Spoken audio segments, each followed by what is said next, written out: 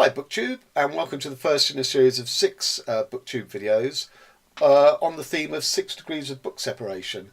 Now I know there was a tag of 6 degrees of book separation, but I have a novel coming out in July, and as part of the campaign for marketing that, I produced a series of 6 blog posts on 6 degrees of book separation, where the first book in each of those 6 chains had some influence or input into my novel. And then I'd sort of joined BookTube and realised that it was actually a tag. So I thought, well, why not? You know, they don't just have to be blog posts; they could also be BookTube videos. So that's what I'm doing here. It's a series of 6, and the first one is where my novel started. Really, it's this book. It's called Job's Body: A Handbook for Bodywork by Deane Juhan. And if you don't know what bodywork is, it's a sort of alternative health, slightly sort of new agey approach to the human body, very much sort of mind-body duality and treating both sort of together. And it's basically sort of trying to understand the body at a sort of a cellular level and an energy flow level. So it comes into things like massage, Reiki, acupuncture, kinesiology, reflexology, all those sorts of things. And because I've had several of those treatments, I got very interested in it. Not, I didn't want to be a practitioner or anything. So I read this book, all 350 pages of it. And in doing so, the germ of the idea for my novel came from this line. Biological science typically strives to identify all of the characteristics of an organism with its genetic code, and all deviations from normal structure and function come to be regarded as errors in the arrangement of these coded molecular chains which make up the chromosomes.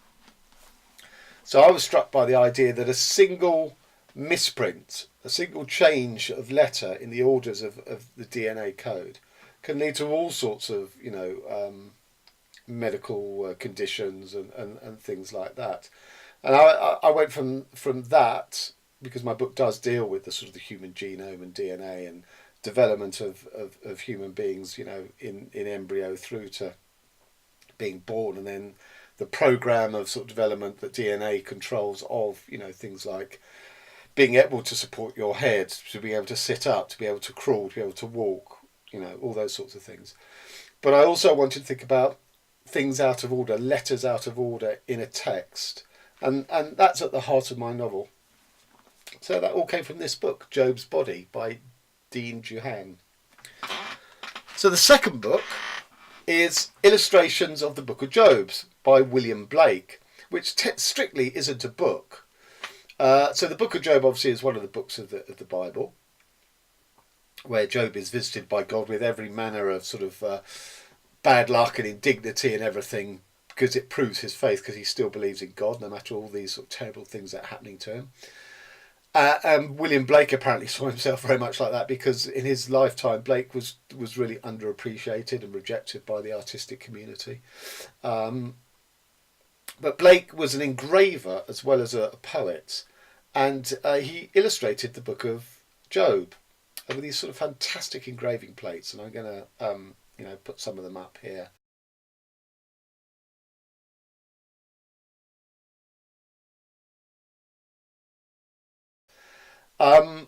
So I don't know if the illustrations were ever put in a edition of the Book of Job, or whether they just remained as a set of sort of engraving plates. I don't know the answer to that. So technically this might not be a book at all. It might just be the engraving. But I was very taken with Blake's images and symbolism. Obviously a lot of his work refers to the Bible and scenes in the Bible, which I'm not particularly moved by, but there's something about Blake's work is just stupendous. I used to have prints of a lot of his engravings, which sadly I don't know what became of them. I no longer own them, which is a great tragedy. But anyway, so that is my second book, Illustrations of the Book of Job by William Blake. Now at this stage, I could have gone 2 ways in my 6 degrees of separation. The one I wanted to go, but I couldn't find 6 books to link, was after Blake's illustrations to the Book of Job. Blake also illustrated Mary Wollstonecraft's one of her books. And of course, Mary Wollstonecraft was the mother of Mary Shelley, who wrote Frankenstein. So the third book would have been Frankenstein. And then the fourth book would be Frankenstein in Baghdad, which is this brilliant book that made the shortlist of the Man International Booker Prize, of a sort of a Frankenstein's monster, literally made up of blown apart flesh from all the sort of bombs and missiles and explosions that have, unfortunately have dominated Iraqi life for the last 20, 30 years. And that sort of monster goes on the rampage. So very much drawing on Mary Shelley's Frankenstein, and it's a brilliant concept. So that would have been the fourth book in the chain, but then I struggled to get from that. So unfortunately, I haven't been able to go down that route. So instead, having gone Job's Body Book 1 and William Blake's Illustrations of the Book of Job Book 2, Book 3 is Alasdair Gray, Every Short Story. Alasdair Gray being a Scottish writer, but also an illustrator like Blake, and illustrated his own books. And in truth, I could have gone for any Alasdair Gray book because he illustrates all his own books. So to give you an idea, see what we can find. So all the sort of chapter headings are illustrated by Gray. So there's that one. Now this book that I'm showing you is a collection of every short story that Alasdair Gray has written. He's quite old these days, so there's a lot of them. So I've read about half of them in their original short story collection forms, and I'm about halfway through this, rereading them. So I haven't actually got to the ones that I'm unfamiliar with. I had that pleasure to come. I mean, it's a massive text. It's 933 pages. I just want to find some more. So here we go. And these were all in the original collections, these type of illustrations. And there's a final one. This is his sign-off. A nice little caricature self-cartoon. So that is Alasdair Gray, Every Short Story. Alasdair Gray spelt Gray. But that doesn't stop me going into my fourth book in the chain, which is Grey Area, Grey with an E, by Will Self. So this is another collection of short stories. It's quite an early one. Look how young Will Self looks on the author. He looks very haggard and drawn now, as befits an ex-heroin addict that he is. I've always found Will Self's short stories much more accessible than his novels, which tend to be really sort of dense and sort of linguistically, let's say, ebullient, but quite hard to sort of penetrate. But this was a good set of short stories, satirical, political, as is usual with Will Self. So we've got titles like The Indian Mutiny, A Short History of the English Novel, Incubus, or the Impossibility of Self-Determination as Desire. So, I would recommend Will Self's short story collections if you struggle with his novels. So we've gone from Alasdair Gray to Grey Area, Will Self. Now, book 5, I don't actually have a copy of it because it's one of my least favourite books, and I'd probably unhoard it at some stage. And that is Martin Amis's London Fields, in which there is a character called John Self, hence the link from Will Self to John Self. And John Self is a working class character who is in a darts competition. So each round is played at a different pub in London, and John Self progresses through the rounds towards the final during the course of the book.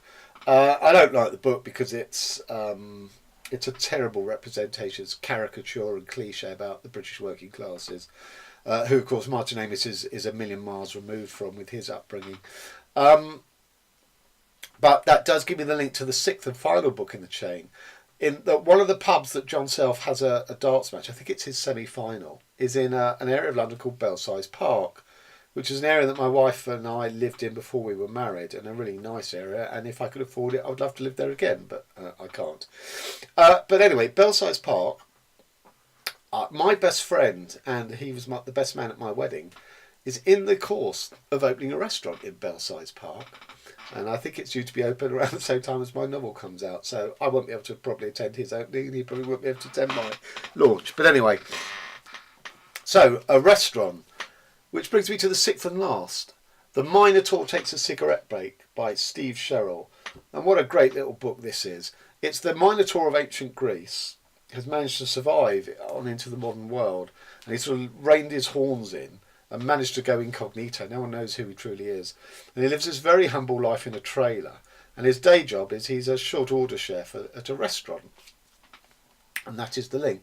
And this is a great book. It's very melancholic. He's very sort of down on himself and on life, and then there's a chance for love in the novel. And I won't say more than that because I don't want to spoil it. So that is the 6th book in the chain. So we have gone from Job's Body, which is also absolutely sort of at the foundation of my own novel.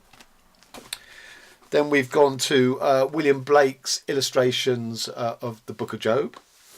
And there's a fellow illustrator and engraver. We've got Alasdair Gray's Every Short Story. From Alasdair Gray, we've gone to Grey Area by Will Self. And from Will Self, the novelist, we've gone to John Self, the character in London Fields. And from a pub in Belsize Park to my mate's restaurant in Belsize Park, we've gone to the restaurant that is The Minotaur Takes a Cigarette Break. And there you have it. That's the first in my series of 6 Degrees of Book Separation. So, till the next one. Thanks very much.